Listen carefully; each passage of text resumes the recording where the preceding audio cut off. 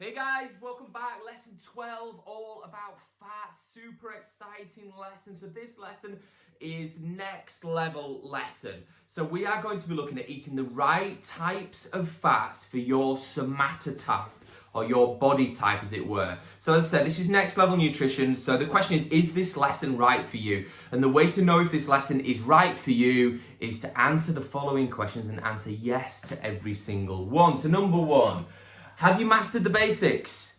Number two, most of my fats are coming from whole unprocessed sources. So in other words, I'm eating things that are natural in base. I'm not eating a ton of trans fats. Eating a variety of fats every day, poly, mono, and saturated fats, so omega-3 and 6 on roughly a 3-to-1 ratio, omega-3 to omega-6. And are you consistent 90% of the time with your fats as a habit and your nutrition as a whole? 90% of the time, are you doing the right things? So if you have answered no to any of the above questions, then just continue as before. Just start trying to get some natural and processed sources of fat within the diet and try and get the main three, poly, mono, and saturated fats with an omega-3 to 6 ratio, 3-to-1 omega-3 to omega-6. However, if you are absolutely nailing this bad boy out, and even if you're not at the moment, I think it's still good sort of food for thought, just to kind of be aware of what the next step would be, and maybe it'll give you the motivation to take that next step, get that nutrition dialed into 90%, think, right, I'm ready for this. So there's three basic body types. You've got your ectomorph, your mesomorph, and your endomorph. So ectomorphs generally have sort of thin wrists, sort of thin frame, if you like, usually things like runners. They don't put on weight very easily. These people digest carbohydrates very, very well. So they are very good. They tolerate carbohydrates well. So their ratio would be something like 55% carbs, 25% protein, and 20% fats. Because what we find is that carbs and fats have an inverse relationship. So if you're having high carb, you'd have low fats. If you're having high fats, you'd have low carbs. One has to give for the other in order to optimize body composition. Now, somebody who is an ectomorph, they would basically, if they are having high carbs, they have relatively low fat low fat content in their foods. Mesomorphs, so these are the athletic type builds. When they're active, they build muscle relatively easy.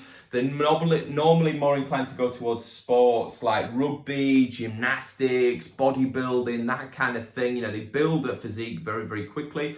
Naturally more gifted with regard to as an all-rounder, as an athlete in a sport. So they would be more middle-of-the-road ratios with regards to their protein, carbohydrates, and fats. So like 40% carbs, 30% protein, 30% fats would work out quite well for that individual. Your endomorphs, these are the people who put on weight easily, generally burn fewer calories at rest, prone to overeating generally. You know, their diet, these guys would thrive on a high-fat diet. So bringing the fats up and the carbohydrates down nice and low. So like 25% carbs, 35% protein, and as high as 40% fats. And more of a sort of ketogenic approach to their fat content, you know, high fats, high proteins, low carbohydrates. And the reason for that being is fats are an appetite suppressant. They're very calorific. You usually eat fats, or when you do eat fats rather, and then that will suppress your appetite as well, keep you fuller for longer, whereas the carbohydrate runs through the system a little bit quicker, and then naturally you're going to feel hungrier later on. However, talking about the three somatotypes, most of us don't fit into one type. We usually fit somewhere between the two. So I might be an ecto-meso or a meso-endo. You usually fit somewhere between the two. So don't worry if you're not an absolute classic endomorph or mesomorph or whatever, but it's just sort of thinking about how does my body react, and how you find out exactly what the right sort of ratios are for you with regard to your food is experimentation. So ask yourself, following my current plan, have I got more energy? Have I got fewer cravings? Am I sleeping better?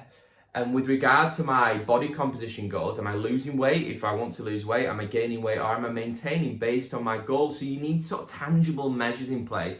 And again, I talk about this, things like your fitness trackers, like your Whoop is going to give you some information with regard to your sleep, how well you're sleeping. There's all sorts of little markers that you could potentially track to find out if you're on the right thing. And also as well, you know, general rate of perceived exertion. Are you knackered? Do I feel tired at the moment? Yes, I do. Okay, more. Well, maybe I need to decrease the fats, increase the carbs, or vice versa. It's playing around with it and find out what works for you. There is no textbook on nutrition. You are a sentient being at the end of the day. You are as unique as they come, basically. So everything that's said, with regard to sort of the right ratios, you've got to experiment to find out exactly how that relates back to you. And the way to do that is to ask yourself those questions. Remember, increase fats, decrease carbs. Inverse relationship between carbohydrates and fats. The inverse relationship. So if one goes up, the other must go down in an order. There's a dog down here attacking our camera. But don't get overwhelmed. If you feel overwhelmed at any point, just stick to the basics. Couple of thumbs of fat per serving. Try and get it from different sources, animal sources, nuts and seeds and avocados and everything else in between, yeah?